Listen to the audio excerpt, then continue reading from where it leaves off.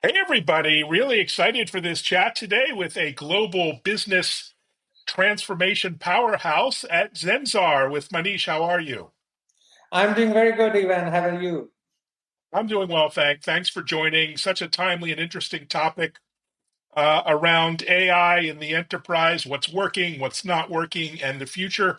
Before that, maybe introduce yourself and Zensar and your mission and within the company. Yeah, I think uh, I'm CEO of Zensar Technologies, 11,000 people globally, about Wow. 650 million in revenues, listed on the Indian Stock Exchange.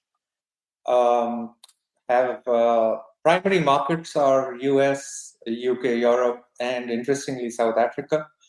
And I have been CEO for about 2 years at Zensar. We specialize, we are a different sort of technology services company, primarily because we just don't focus on engineering, but we also focus on experience and engagement and how you use technology to influence all these three things together, which is experience, engineering, and engagement.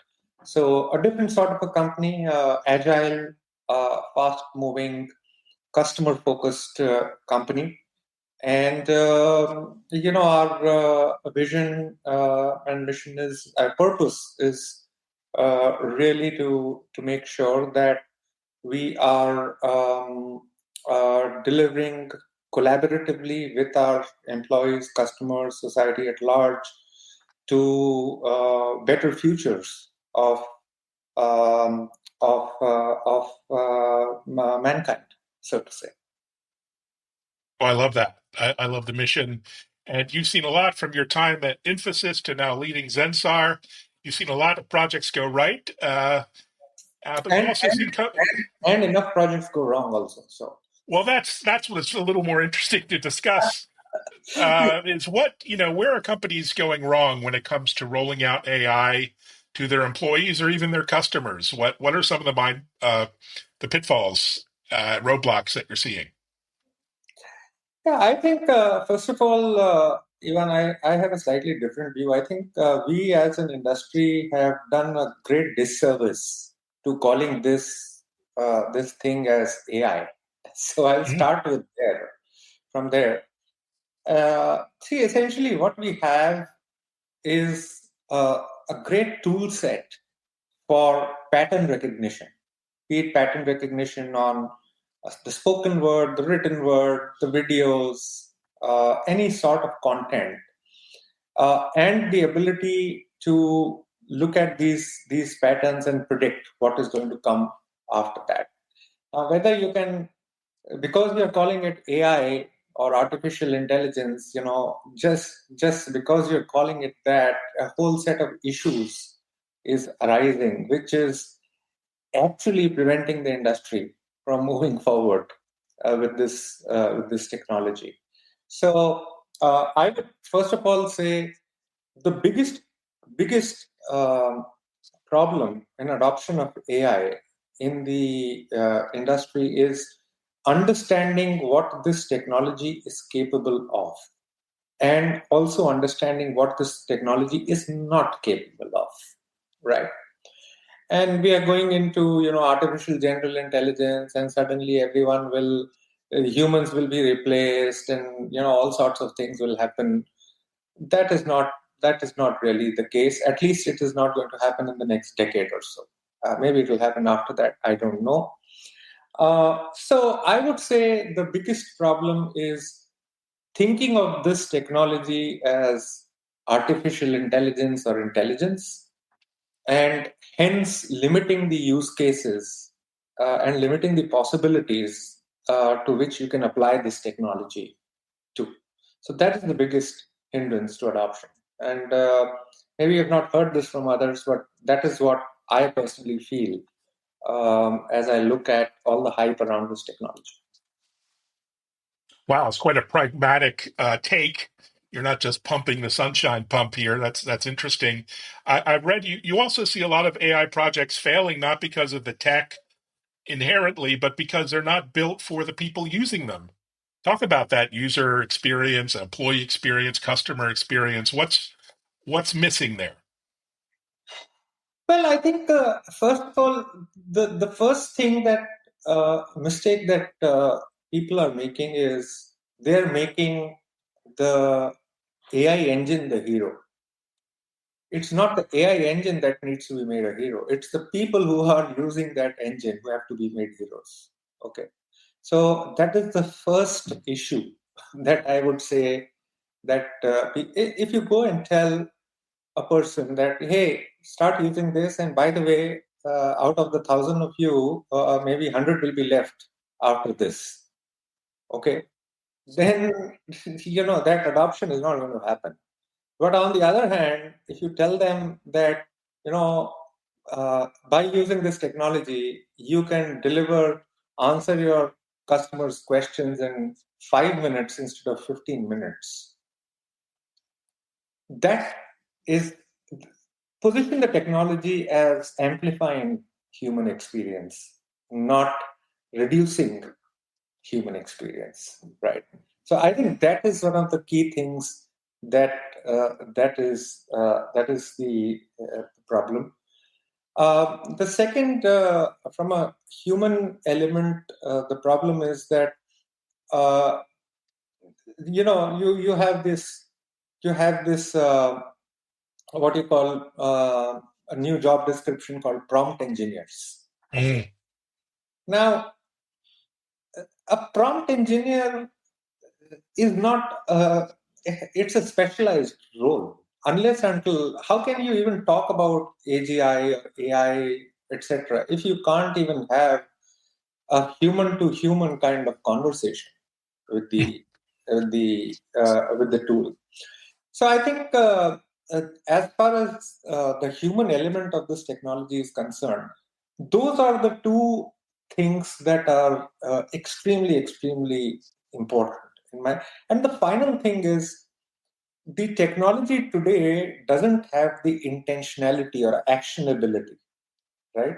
So it can tell you do this, but it cannot go and do the thing itself.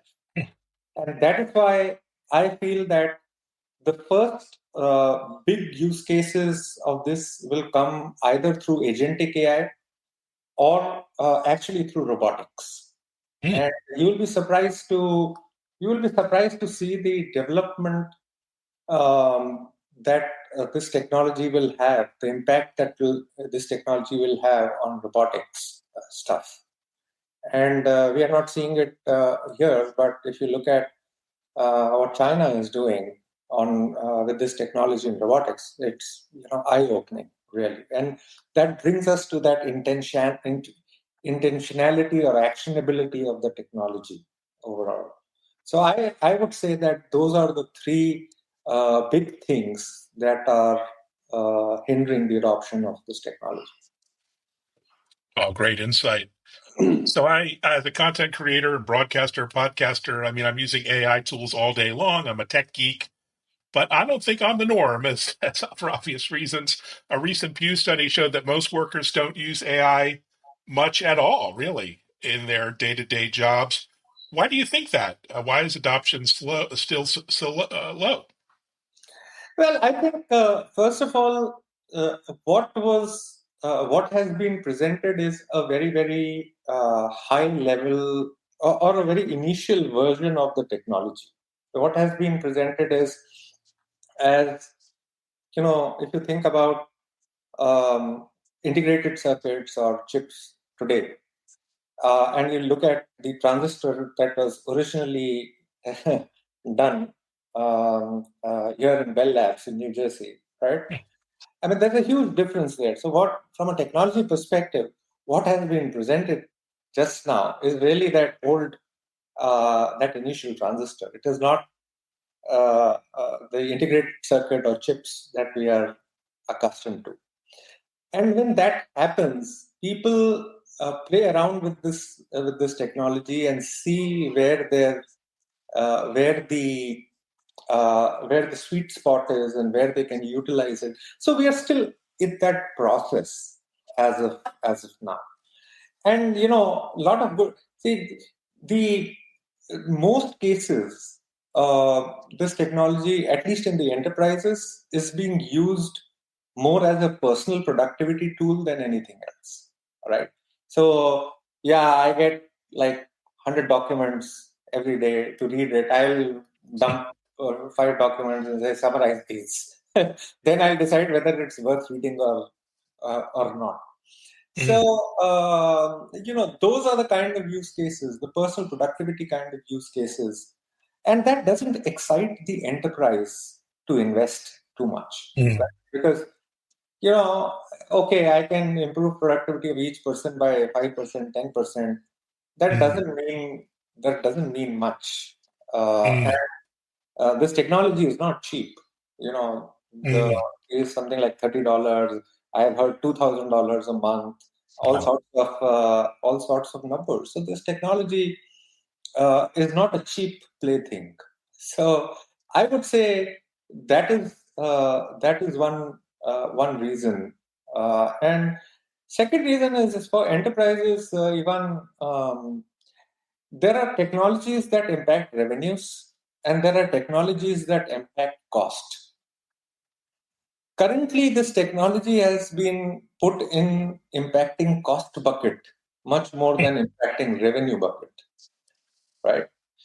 The day this technology becomes more impactful and in positively influencing the revenues, right, of enterprises, that is the time when real adoption is going to happen, because that is the time business will really spend money to get this thing going. And we have seen this with digital technologies overall, where all this e-commerce and so on, it created entire new revenue streams for companies, and that is not what is happening with AI just yet.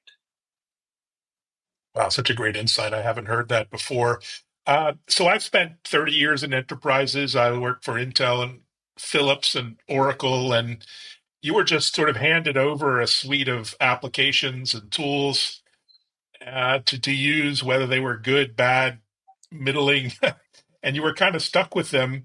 I think we've come a long way in terms of usability and employee experience with these tools, both from the vendors and the companies themselves.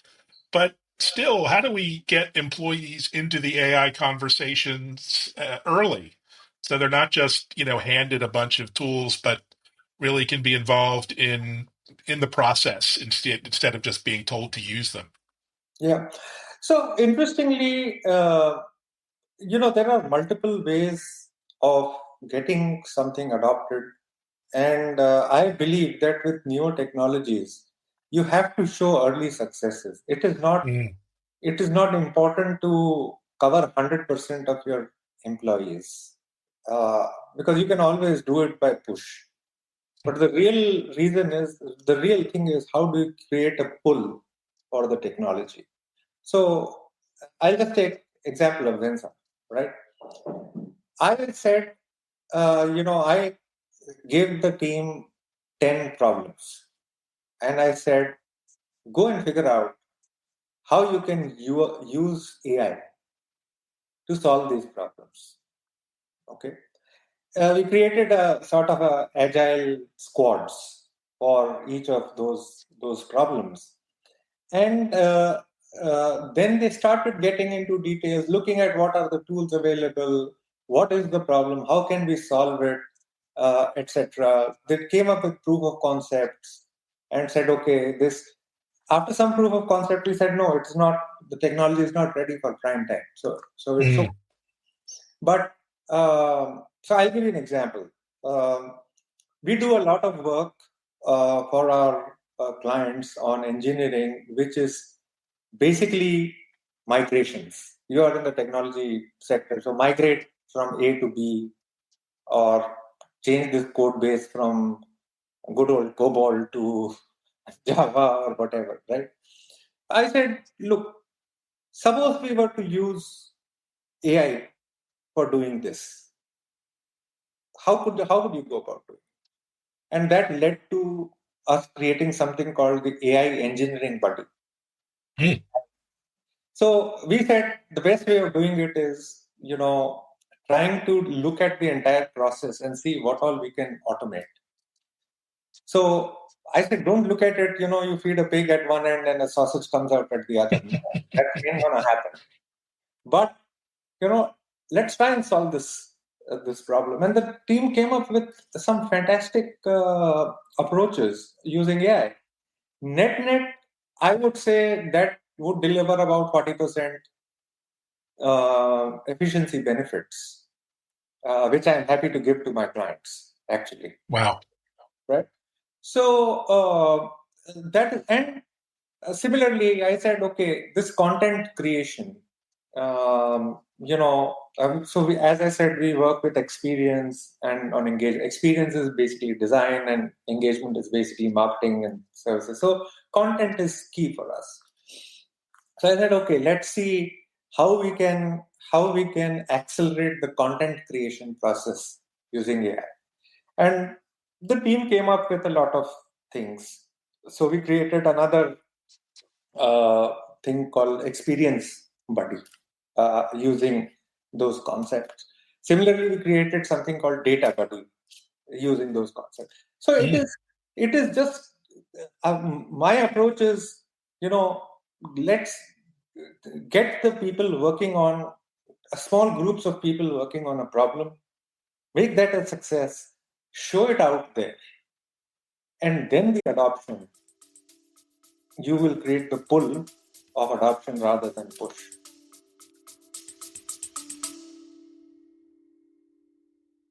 Welcome to the We Travel podcast, where we explore the ever-evolving hospitality industry and how collaborations keep hotel, resort, and restaurant content fresh and exciting. But we don't stop at travel. We also chat with entrepreneurs and creators about launching a business, building a brand, and staying authentic on social media. If that resonates with you, join us. Listen to the We Travel podcast wherever you get your podcasts.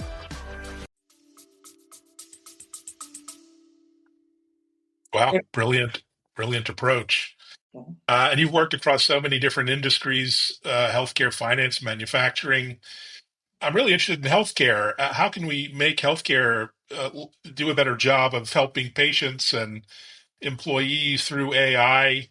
How can we make it useful and patient-friendly?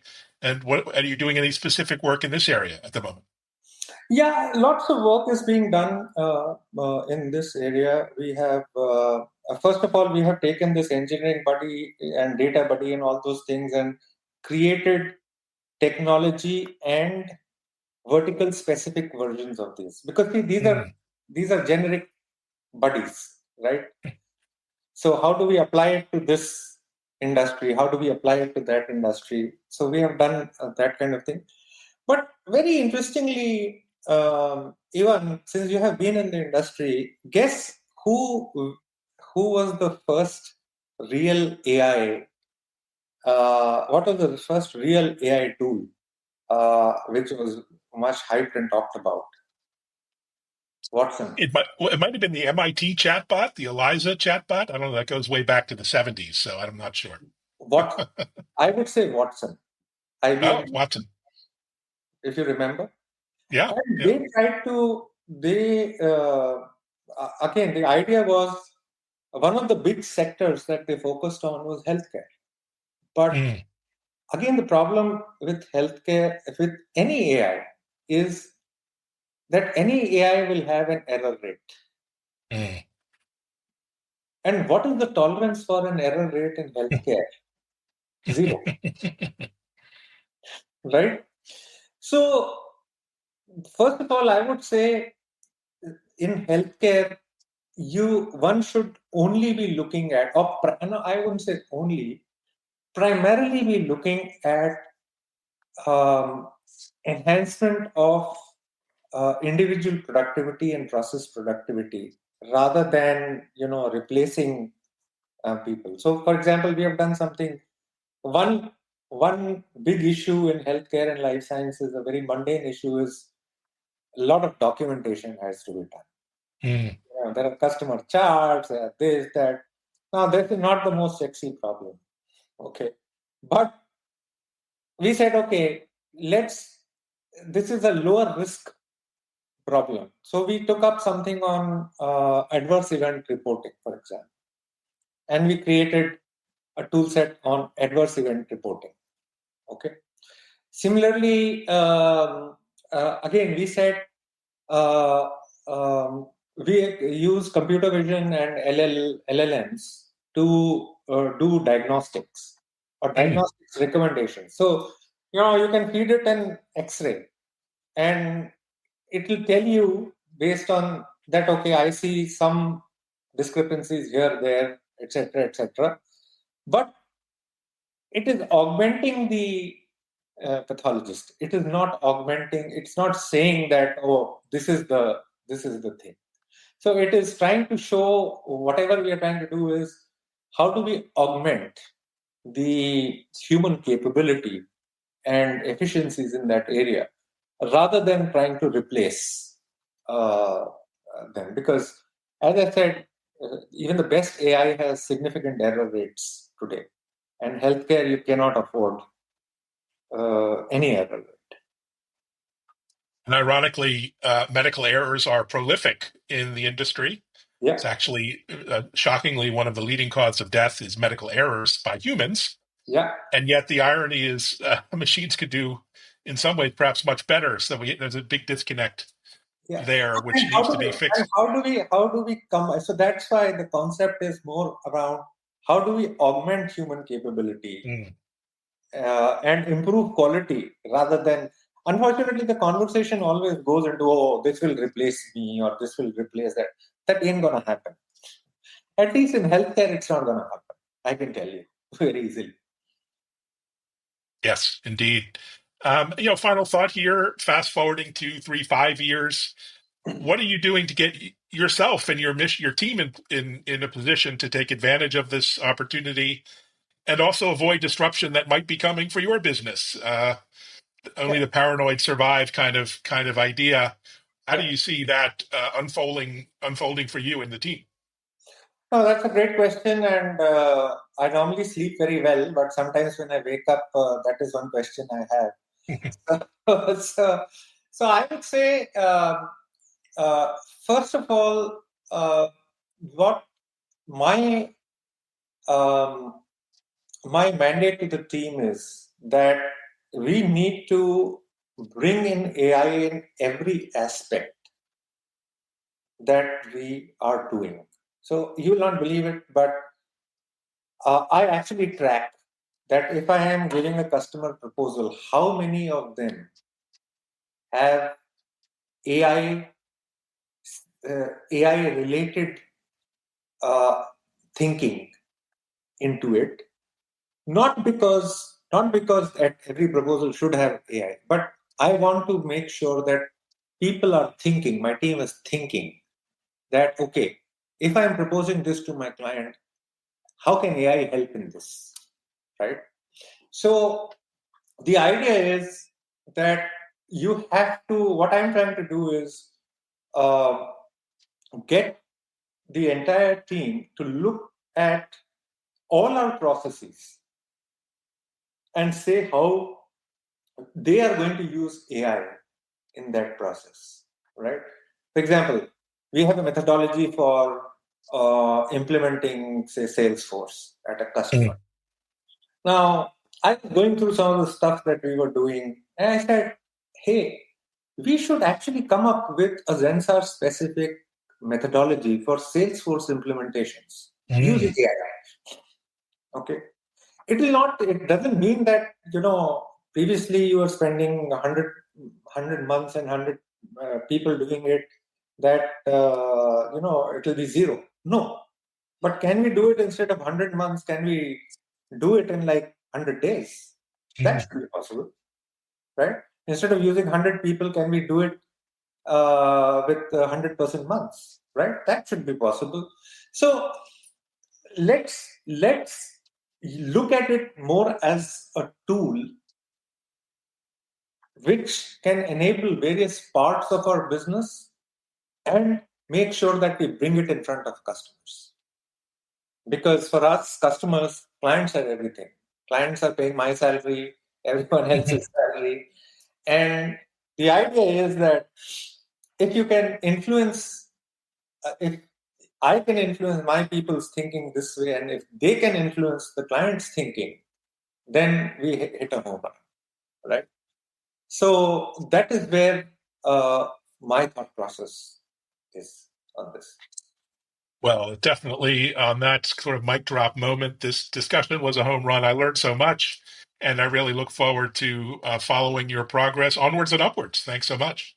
Thank you for having me, Ivan. A pleasure talking to you. Likewise. And thanks, everyone, for listening, watching, and sharing. Take care.